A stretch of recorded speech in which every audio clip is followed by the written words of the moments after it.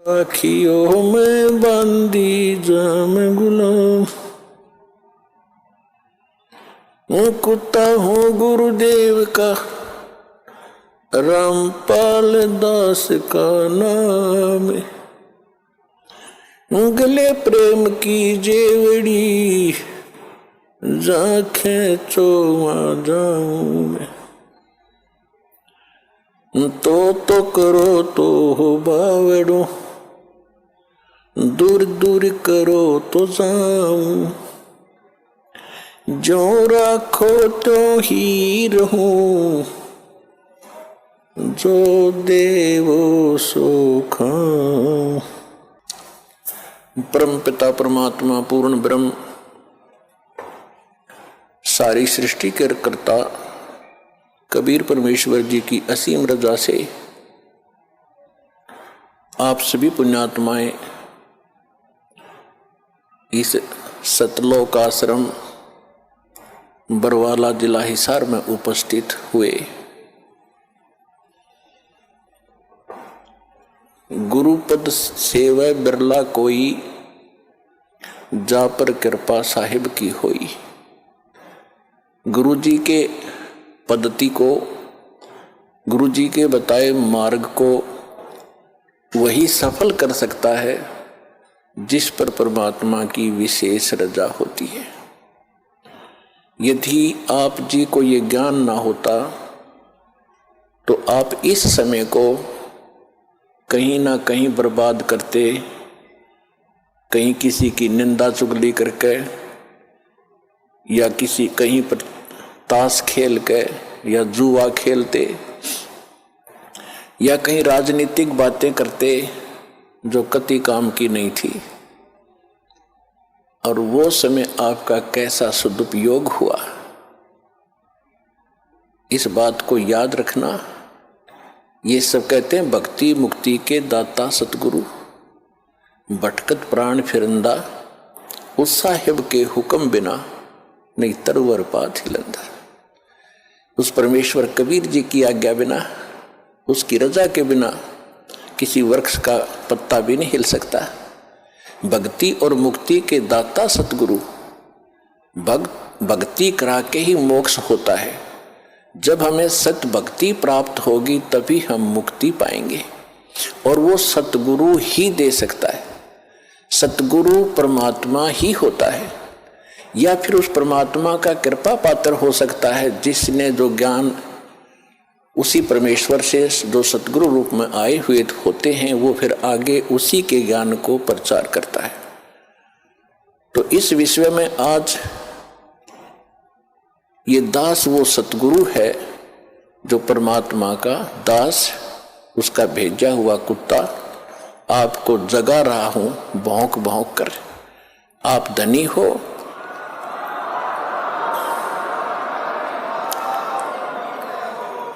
आप धनी हो, पिछले जन्म जन्मांतर के धनों बहुत है आपके पास, पुण्य धन। परमात्मा का भक्ति धन आपके पास बहुत ज्यादा है, और आप गफलत में सो रहे हो, चोर चोरी कर रहे हैं। वो कौन सी चोरी कर रहे हैं?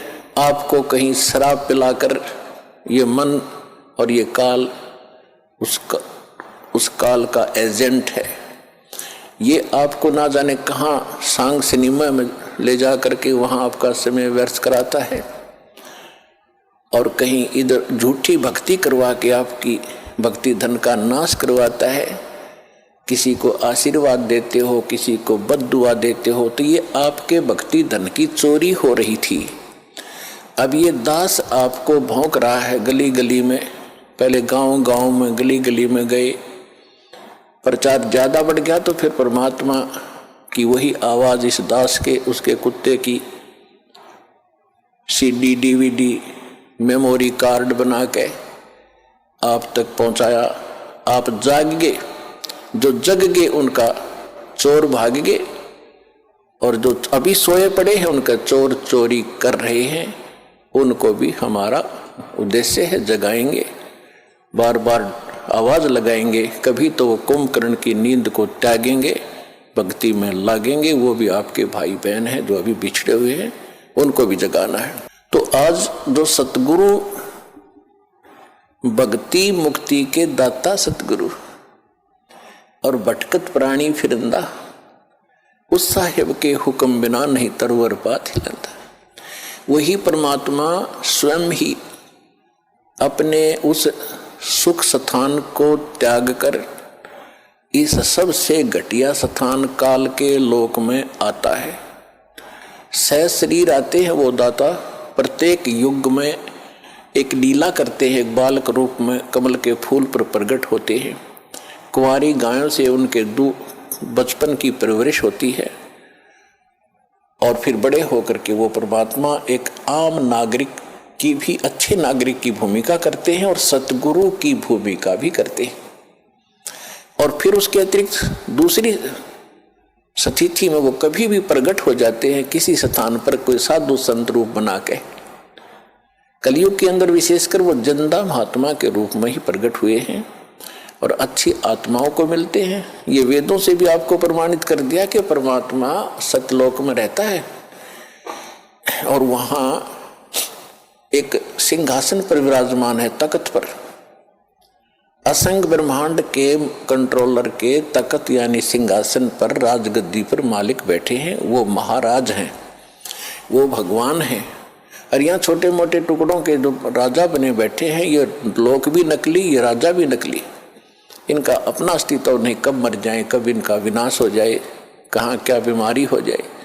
तो एक ही भगवान, वही शक्ति, वही मालिक है, वही सतगुरु है और वही वास्तव में महाराजा है। तो महाराजा की तरह वो परमात्मा सतलोक में विराजमान है। तो वो परमात्मा यहाँ जब आते हैं एक अच्छे नागरिक का रोल भी करते हैं, सतगुरु का रोल भी करते हैं, भूमिका करते हैं वो। और दूसरी स्थिति में वो परमात्मा अच्छी आत्माओं को मिलते हैं, वहां से सह शरीर आते हैं जिंदा महात्मा के रूप में, सबको अच्छी आत्माओं को मिलते हैं, उनको अपने से परिचित कराते हैं। फिर वो पुण्यात्माएं भी परमात्मा की महिमा आंखों देख कर आपको सुनाते हैं। लेकिन सबसे बड़ी हमारे अंदर एक कमी रही, जो हम परमात्मा को नहीं पहचान सके, ना उन महापुरुषों की उन वाणी को हम समझ सके जिन्होंने अपने अमृत वाणी में एफिडेविट देकर गए, वो भगवान के विटनेस बने, गवाह बने।